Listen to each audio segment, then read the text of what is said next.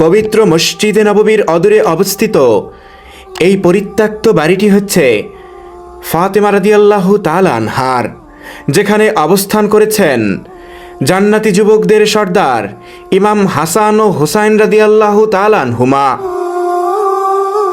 তাই তো বিশ্বের বিভিন্ন প্রান্ত থেকে আগত কৌতূহলী মানুষের আগমনে সর্বদাই মুখরিত থাকে এই বরকতময় স্থান। কথিত আছে যে এই বাড়ি থেকেই হযরত হোসাইন রাদিয়াল্লাহু তাআলা আনহু তার পরিবার সহ কারবালার প্রান্তরের দিকে রওনা হয়েছিলেন। বাড়ি থেকেই হযরত হোসাইন রাদিয়াল্লাহু তাআলা আনহু কারবালার ময়দানে যাত্রা শুরু করেছিলেন।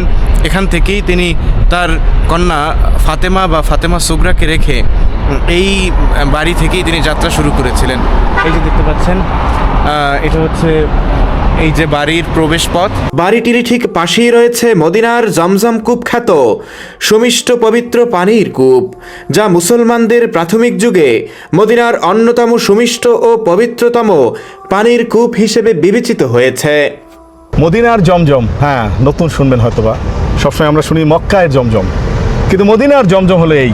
খনন করেন তখন মাঝে বিপত্তি এসেছিল, একটা পাথর এসে গেছিলো। সবাই যখন কাজে নিয়ে ব্যস্ত ছিল তখন তিনি এক জায়গায় আসে তিনি উজু করেন, পরবর্তী আল্লাহু আকবার বলে পরে এই সুন্দর একটা পানির ধারা হয়ে যায়। এখানে সবাই আসতো, মদিনাবাসী এসে এখানে পানি নিয়ে যেত, সুস্বাদু পানি। আমাদের সবাইকে শুভেচ্ছা জানাচ্ছি রসুলের শহর মদিনাতুল মুনাওয়ারা থেকে। মদিনার পুরাতন রোড এলাকার পথ ধরে উহুদ পাহাড়ের পাদদেশ দিয়ে আজকে আমি রওনা হয়েছি মসজিদে মিনারাতাইন তথা আমবারিয়ার দিকে। সেখানেই রয়েছে এক ঐতিহাসিক পবিত্রতম স্থান, যেটিকে অনেকে ইমাম হোসাইন রাদিয়াল্লাহু তাআলা আনহুর মা অর্থাৎ নবীজির কন্যা ফাতেমা কুবরা রাদিয়াল্লাহু তাআলা আনহার বাড়ি হিসেবে জানেন। আবার অনেকেই মনে করেন এটি হচ্ছে ইমাম হোসাইন রাদিয়াল্লাহু তাআলা আনহুর কন্যা ফাতেমা সুগরার বাড়ি, যেটি ইসলামের শুরুর দিকের নববী ইতিহাসের এক উজ্জ্বল দৃষ্টান্ত হয়ে মদিনার আম্বরিয়ায় আজও টিকে রয়েছে। গত রাতে শাহেদ ভাই সহ আমরা গিয়েছিলাম, কিন্তু রাত্রেবেলা হওয়াতে কিছু ফুটেজ নিয়েছি, কিন্তু আমার মনে হয়েছে যে রাত্রেবেলা দেখানোর চেয়ে একটু দিনের বেলা একদিন গিয়ে দেখানোটা ভালো। তাই তারই প্রেক্ষিতে আজকে আবার যাচ্ছি। সেখানেই রয়েছে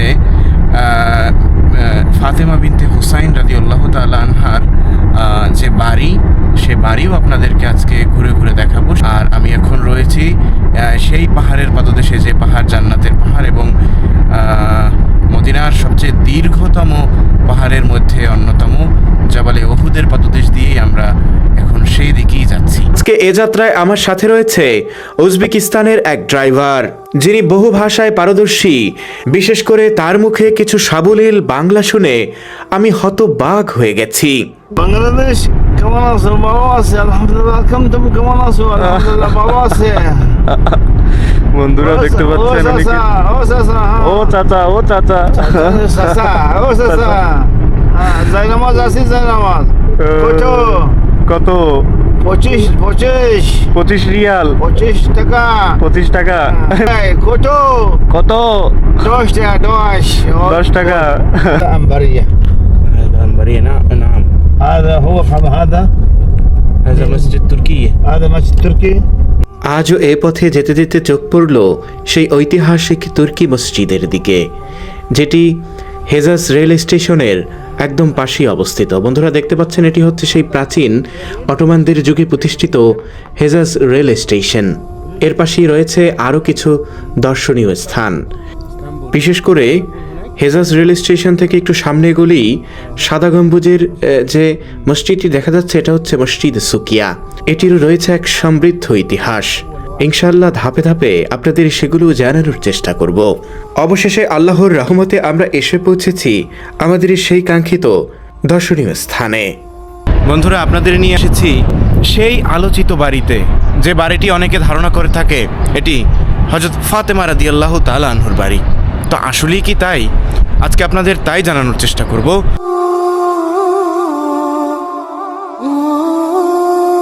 আহলে বেত ফাতেমা বিনতে হুসাইন।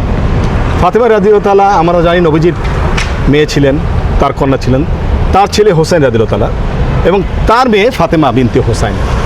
এবং দাদা এই যে নাতি এবং যে দাদি এবং নাতি একদম হুবহু তাদের চেহারা মিল ছিল, সবাই দেখলেই বলতো যে এরকম নয় নবীজির মেয়ে ফাতেমা।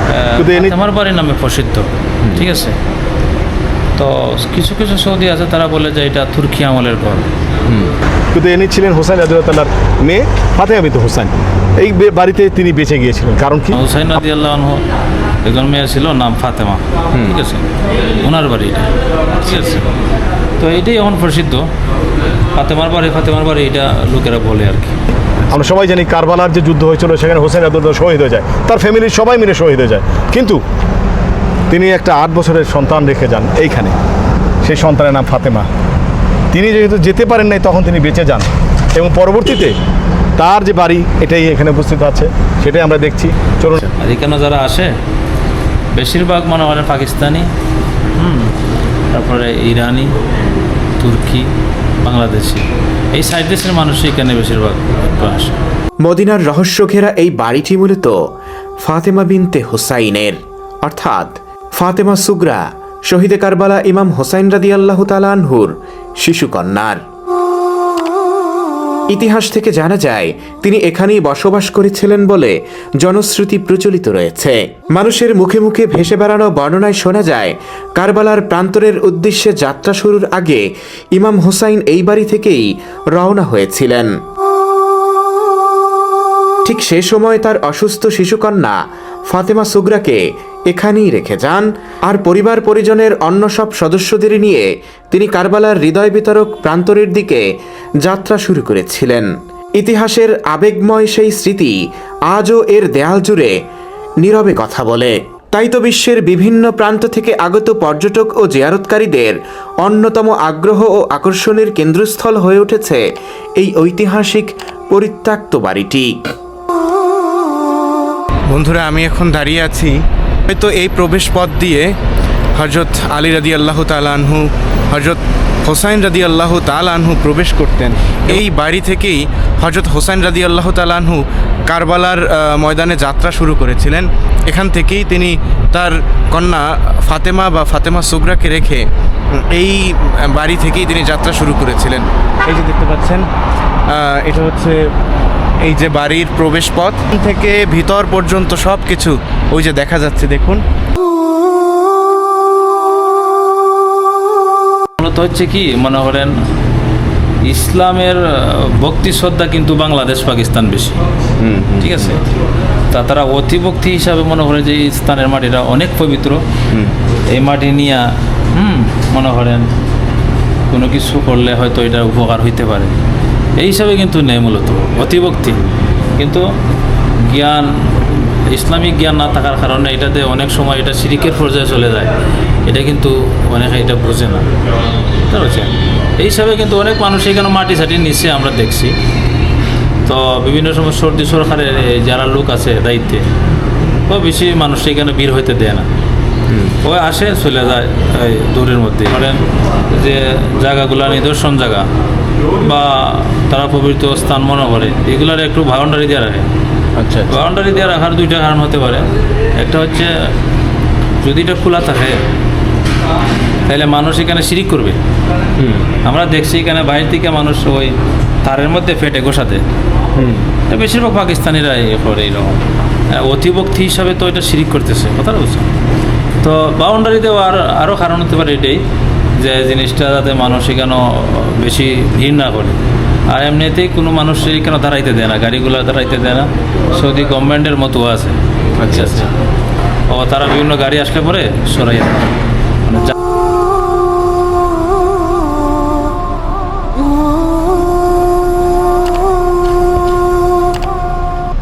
দিয়ে আমি এখন যেখানে দাঁড়িয়ে আছি এখানেই হয়তো পদচারণা ছিল শেরে খোদা হযরত আলী রাদিয়াল্লাহু তাআলা আনহুর, কিংবা শহীদে কারবালা হযরত হোসাইন রাদিয়াল্লাহু তাআলা আনহুর। কিন্তু এখানে রাসূল সাল্লাল্লাহু আলাইহি ওয়াসাল্লাম এসেছেন এটি ইতিহাস থেকে আমরা পাই না, কারণ এই বাড়ি রাসূল সাল্লাল্লাহু আলাইহি ওয়াসাল্লামের ওফাতের অনেক পরে করা হয়েছে। আমরা তাই অনেকেই আপনাদেরকে এরকম তথ্য দিতে পারে যে এই পথে রাসূল সাল্লাল্লাহু আলাইহি ওয়াসাল্লাম এই পথ দিয়ে বাড়িতে প্রবেশ করেছেন, এটা আমার কাছে মনে হয় ভুল তথ্য। কারণ হজরত ফাতেমা রাদিয়াল্লাহু তাআলা আনহুর বাসা কিন্তু ছিল মসজিদে নববীর যে এরিয়া, ওই এরিয়ার অভ্যন্তরেই। সেখান থেকে মসজিদে কালের পরিক্রমায় যখন মসজিদে নববী বড় করা হয় তখনই কিন্তু আস্তে ধীরে ওখান থেকে বাড়িঘরগুলো সরিয়ে আনা হয় এবং মসজিদে নববীর অদূরেই কিন্তু এই বাড়িটির অবস্থান। এখানেই অনেক পরে রসুল সাল্লাল্লাহু আলাইহি ওয়াসাল্লামের ওফাতের অনেক পরে এই বাড়িটি করা হয়েছে। তাই এখানে যে রসুল সাল্লাল্লাহু আলাইহি ওয়াসাল্লাম এসেছেন এই ইতিহাস আসলে সঠিক নয়। এখানে রয়েছে একটি পানির কূপ, এই যে দেখতে পাচ্ছেন বরকতময় পানির কূপ। এই পানির কূপটাকে মদিনার জমজমও বলা হয়ে থাকে কিংবা বীরের শেফাও বলা হয়ে থাকে, কারণ এই পানির কূপের রয়েছে একটি ইতিহাস।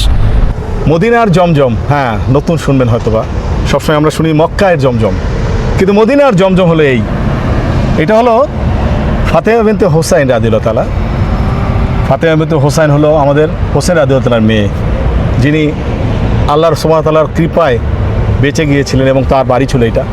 পরবর্তীতে তিনি যখন বড় হয় তখন এই মদিনায় পানির জন্য এখানে তিনি নিজে হাতে কূপ খনন করেন এবং যখন কূপ খনন করেন তখন মাঝে বিপত্তি এসেছিল, একটা পাথর এসে গেছিলো। সবাই যখন কাজে নিয়ে ব্যস্ত ছিল তখন তিনি এক জায়গায় আসে তিনি উজু করেন, পরবর্তী আল্লাহু আকবার বলে এই সুন্দর একটা পানির ধারা হয়ে যায়। এখানে সবাই আসতো, মদিনাবাসী এসে এখানে পানি নিয়ে যেত, সুস্বাদু পানি, এবং সবাই তারা ভালোবেসে তারা এইটার একটা নাম দিয়ে দিয়েছিল মদিনার জমজম। এত সুন্দর তারা পানি পান করতো এবং ভালো একটা পানি পাওয়ার পরে নাম দিয়ে দিয়েছিল মদিনার জমজম। সেই বিখ্যাত জায়গায় আমরা দাঁড়িয়ে আছি। এই পানির কূপের পানি অত্যন্ত সুমিষ্ট এবং এখানে দর্শনার্থীরা যে সময় আসতো এবং এই জায়গাটা যে সময় খোলা ছিল ওই সময়টাতে এই পানির কূপের পানি এখানে আসা দর্শনার্থী কিংবা হজের যাত্রীরা পান করতে পারত।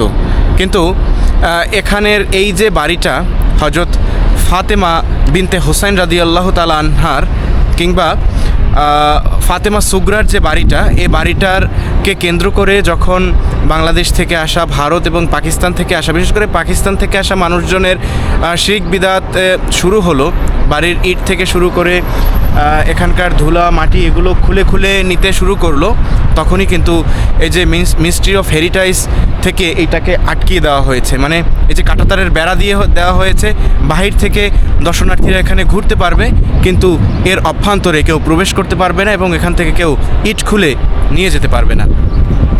দর্শকবৃন্দ, আমরা এই যে বাড়িটা দেখলাম, মানে বাড়িটা ফাতেমা বিনতে হোসাইন, আমাদের বুঝতে হবে ফাতেমা বিনতে হোসাইন হলো হোসেন রাদিয়াল্লাহু তাআলার মেয়ে, তার বাড়ি। এটা হলো ফাতেমা বিনতে সুগরা, মানে আমরা নবীর মেয়ের নাতির বাড়ি। এখানে অনেক বড় বড় কন্টেন্ট ক্রিয়েটর, নাম বললাম না, তারা এসে বলেন যে এখানে নবীজি এখানে এসে আসছেন।